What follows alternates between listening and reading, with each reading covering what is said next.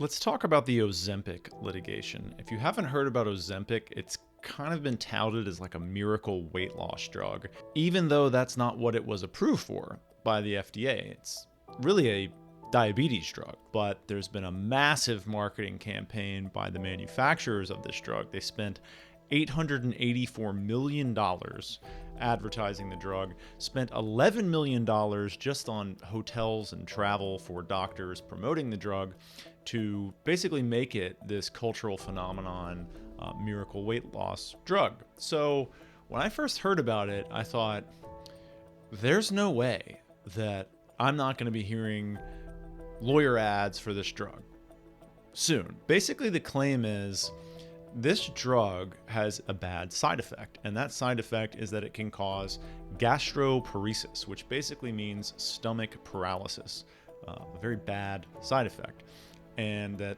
this side effect is not disclosed or warned of when you take the drug. But this is still quite early, and there's no multi-district litigation, so we don't know kind of where this is heading, although I assume there's going to be a lot of these cases, and I assume that an MDL will eventually get set up. So that's why I'm kind of making this video. So let me tell you about the criteria that I understand if you've taken Ozempic, should you call a lawyer like us? Well, that depends. So you need to have taken Ozempic, you need to have had a diagnosis of gastroparesis, and you need to have had some other side effect like persistent vomiting or something like that.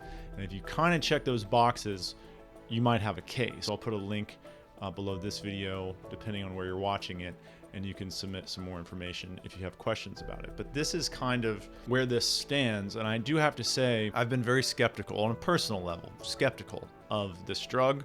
So when I see these lawsuits and the allegations, I sort of go, yeah, if it sounds too good to be true, it might be too good to be true. But let's see. I mean, the litigation process has to play out. There's going to be legal defenses and arguments, so it's early days. But that is what's going on with the Ozempic litigation, and that is what the claims are.